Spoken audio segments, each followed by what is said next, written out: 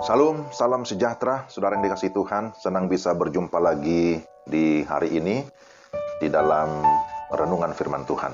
Mari kita berdoa terlebih dahulu. Tuhan, kami mau membaca dan merenungkan firman-Mu. Kami memohon pencerahan Roh Kudus, sehingga kami dapat memahami kebenaran firman-Mu dengan baik. Dalam nama Tuhan Yesus, kami berdoa dan bersyukur. Amin.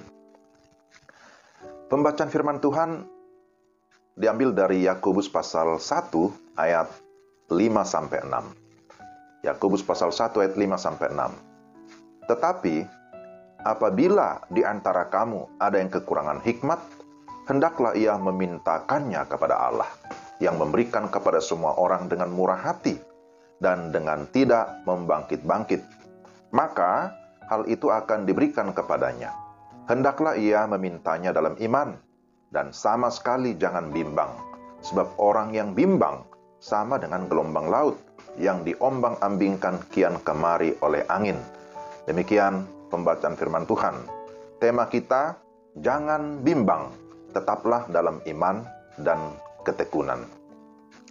Saudara yang dikasihi Tuhan, Rasul Yakobus mengawali suratnya dengan membukakan fakta bahwa orang-orang percaya yang sudah tersebar di berbagai wilayah sedang mengalami berbagai-bagai pencobaan yang membuat mereka menderita. Bahwa penderitaan bisa menghampiri siapa saja tanpa terkecuali, sekalipun dia seorang rasul. Dan kita tahu para rasul juga menderita oleh karena iman kepada Kristus. Penderitaan dan masalah lahiriah ini merupakan cobaan bagi kita orang-orang percaya. Namun demikian, ingatlah bahwa penderitaan kita ada di tangan Allah. Penderitaan itu dimaksudkan sebagai satu ujian, dan ujian bertujuan untuk memurnikan iman kita. Ibarat emas yang dimasukkan ke dalam perapian, itu bertujuan untuk memurnikan emas itu. Kita tidak boleh tenggelam di dalam kesedihan dan berputus asa yang membuat kita tidak berdaya dalam menghadapi berbagai pencobaan.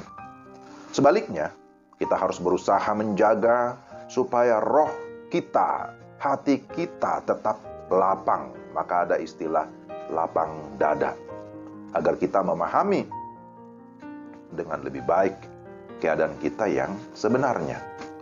Karena itu Yakobus berkata, anggaplah sebagai suatu kebahagiaan apabila kamu jatuh ke dalam berbagai-bagai pencobaan. Perhatikan di dalam ayat yang kedua.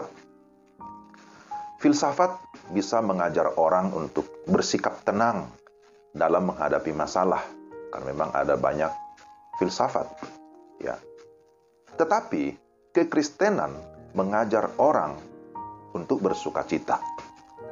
Jadi bukan hanya mengajar supaya bisa tenang, tetapi lebih daripada itu, kekristenan mengajar untuk kita tetap bersukacita. Karena bersukacita itu timbul dari kasih. Kasih yang sejati. Bukan dari amarah. Bukan dari kekecewaan terhadap situasi, apalagi terhadap Allah.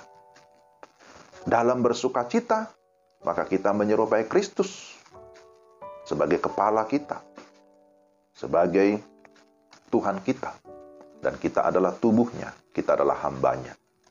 Bukankah Kristus telah menderita bahkan mati untuk kita? Memang rasanya paradoks ya.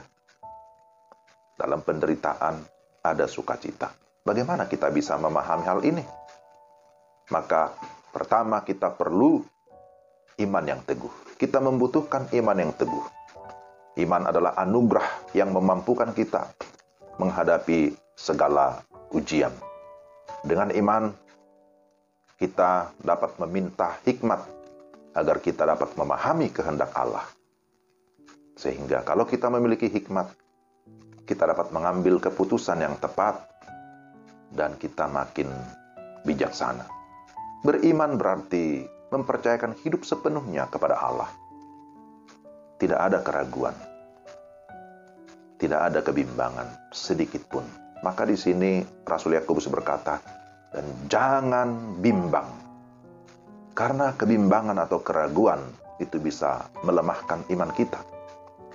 Maka dikatakan jangan seperti gelombang laut yang diombang-ambingkan kian kemari oleh angin. Ada kalanya mereka diangkat oleh iman, ya artinya orang-orang yang percaya, tetapi kemudian juga bisa terhempas. Karena apa? Karena kurang iman atau karena ketidakpercayaan. Jadi, dalam hal ini saudara dibutuhkan kestabilan, kekonsistenan, dibutuhkan komitmen. Jangan mendua hati. Karena orang yang mendua hati tidak akan pernah tenang dalam hidupnya. Jadi ini hal yang sangat penting. Tapi yang kedua, kita membutuhkan ketekunan. Ketekunan bicara tentang kesabaran. Kesabaran menghadapi segala penderitaan dengan keyakinan bahwa kemenangan akan menjadi bagian kita. Amin. Amin ya. Kesabaran atau ketekunan itu bekerja di dalam diri kita. Mengerjakan keajaiban-keajaiban di dalam masa-masa yang sulit. Kesabaran atau ketekunan akan memperlengkapi kita dalam pertandingan dan peperangan rohani kita. Dan akan membuat kita mampu bertahan sampai akhir. Pada akhirnya, Yakobus menyebut, berbahagialah orang yang bertahan dalam pencobaan. Sebab apabila ia sudah tahan uji, ia akan menerima mahkota kehidupan yang dijanjikan Allah kepada barang siapa yang mengasihi dia. Perhatikan dalam ayat yang ke-12.